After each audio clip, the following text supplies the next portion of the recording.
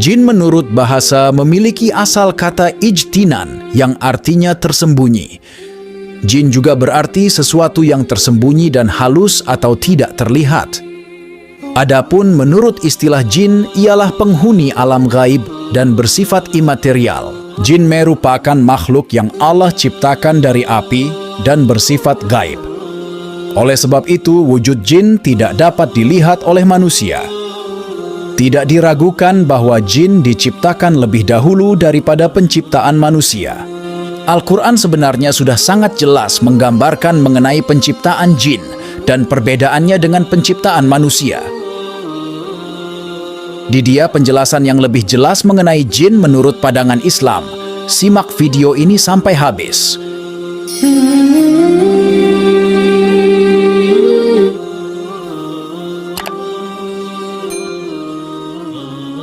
Jin Muslim. Sebagaimana halnya manusia, jin juga ada yang Muslim dan ada pula yang kafir. Dan beberapa di antaranya yang Muslim bahkan ada yang hafal Al-Quran seluruhnya. Jin Muslim adalah jin yang beriman kepada Allah Subhanahu wa Ta'ala. Mereka tidak mengganggu manusia, terlebih lagi merasukinya. Tingkat keimanan mereka pun bervariasi, ada yang lemah imannya dan ada pula yang kuat layaknya keimanan manusia. Dan di antara mereka ada pula yang cerdas dan ada pula yang bodoh dan senang membuat kesalahan. Hal ini tak lain karena mereka juga makhluk Allah yang tidak sempurna dan memiliki banyak kekurangan.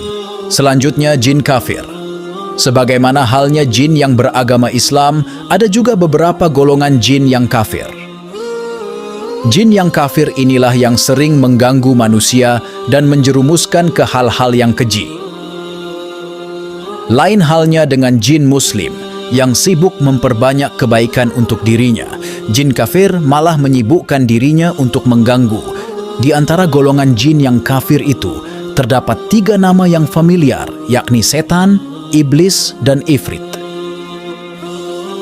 Ketiga golongan jin tersebut merupakan jin yang jahat dan telah disebutkan namanya dalam Al-Quran sekaligus merupakan musuh bagi umat manusia. Mereka merupakan golongan yang telah dikutuk oleh Allah Subhanahu wa Ta'ala disebabkan kedurhakaan dan pembangkangan terhadap perintah-perintah Allah. Oleh karenanya umat manusia dilarang untuk bekerja sama, berkomunikasi terlebih lagi, menjalin persahabatan dengan mereka, jin laki-laki.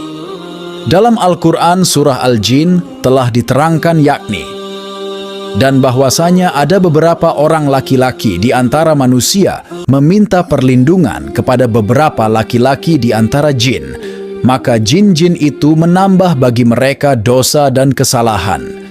Quran Surat Al-Jin ayat 6. Ayat tersebut menunjukkan adanya pembagian jenis kelamin pada bangsa jin yang sama dengan manusia, yakni laki-laki dan perempuan.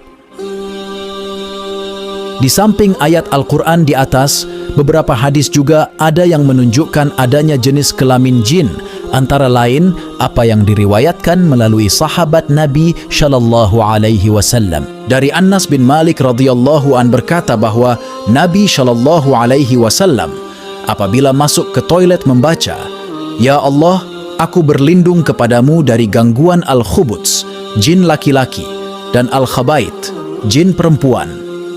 Hadis riwayat Bukhari. Jin perempuan.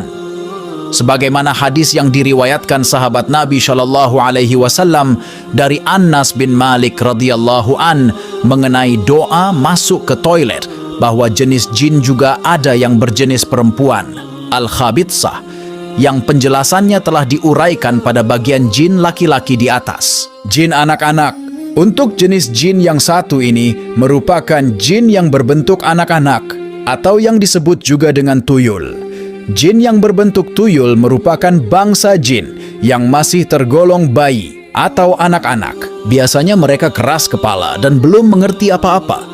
Terkadang jin ini merasuk ke dalam tubuh seseorang tanpa alasan dan suka bergurau bahkan bermain-main. Sebagaimana halnya manusia, jin yang berbentuk tuyul juga bertingkah laku layaknya anak manusia pada umumnya. Mereka sulit diajak bicara.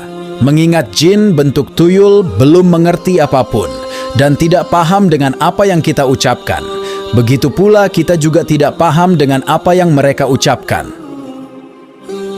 Dan kebanyakan yang dirasuki oleh jin bentuk tuyul ialah anak-anak karena dia tengah bermain, bercanda, bahkan mengobrol dengan cara dia. Selanjutnya, jin tinggal di dua tempat, yaitu di luar tubuh manusia dan di dalam tubuh manusia. Di luar tubuh manusia mereka berada di gua, laut, gunung, lembah, kandang unta, tempat-tempat bernajis, rumah manusia, pasar, tempat-tempat kosong yang tidak berpenghuni. Sedangkan di dalam tubuh manusia mereka berada di aliran darah, lubang-lubang, di bawah kuku, ketiak, otak kecil, ulu hati, belakang lutut, titik-titik bekam, dan jempolan kaki.